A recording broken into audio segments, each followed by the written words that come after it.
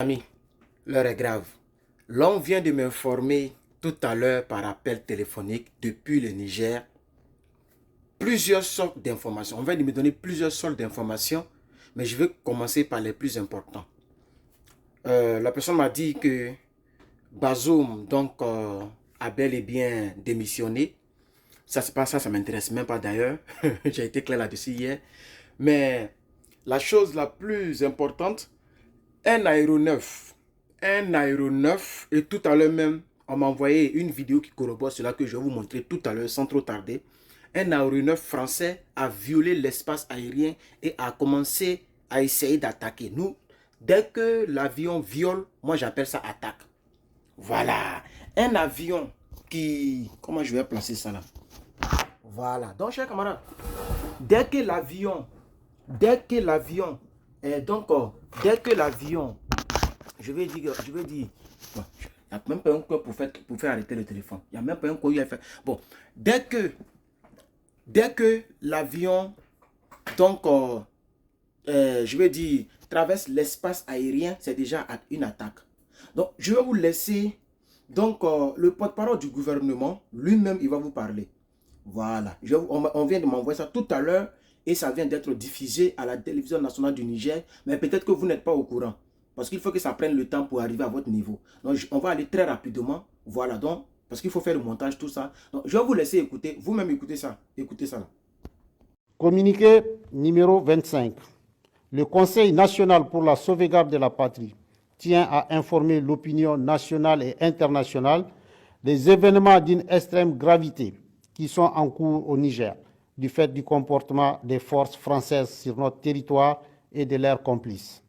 En effet, ce jour 9 août 2023, aux environs de 6h30 du matin, la position de la garde nationale du Niger de Bourkou-Bourkou, 30 km du site aurifère de Samira, a fait l'objet d'une attaque. À cet instant, le bilan n'est pas encore établi. Toutefois, pour rappel, à travers une communication directe avec les partenaires occidentaux, le comportement des forces françaises a été fustigé pour avoir, d'une façon unilatérale, libéré des éléments terroristes prisonniers.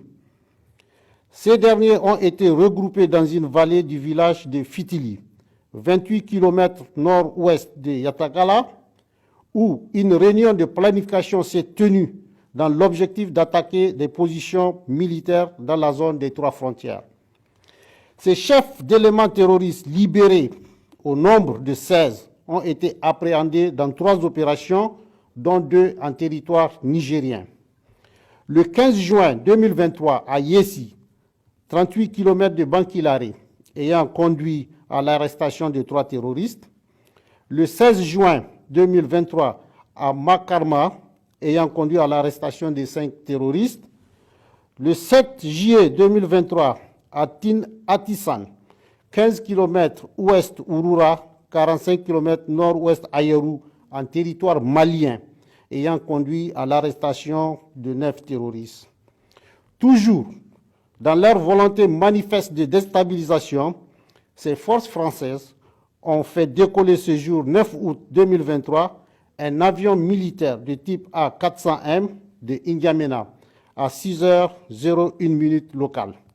Cet aéronef a volontairement coupé tout contact avec le contrôle aérien à l'entrée de notre espace de 6h39 à 11h15 locale.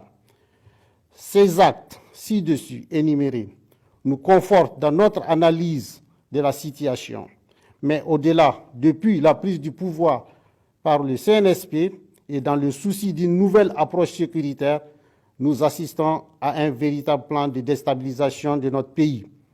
Ces désordres sécuritaires planifiés par ces forces françaises, comme ce fut le cas au Mali et au Burkina Faso, a pour but de discréditer le CNSP et créer une rupture avec le peuple qui le soutient dans son action, de créer un sentiment d'insécurité généralisée en tout état de cause. Le CNSP et les forces de défense et de sécurité rassurent le peuple nigérien quant à leur détermination à assurer la sécurité des personnes et des biens et défendre l'intégrité du territoire.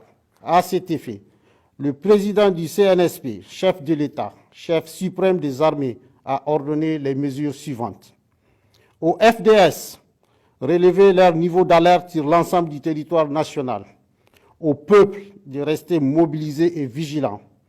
Aux autorités compétentes de saisir les juridictions et instances internationales de la question.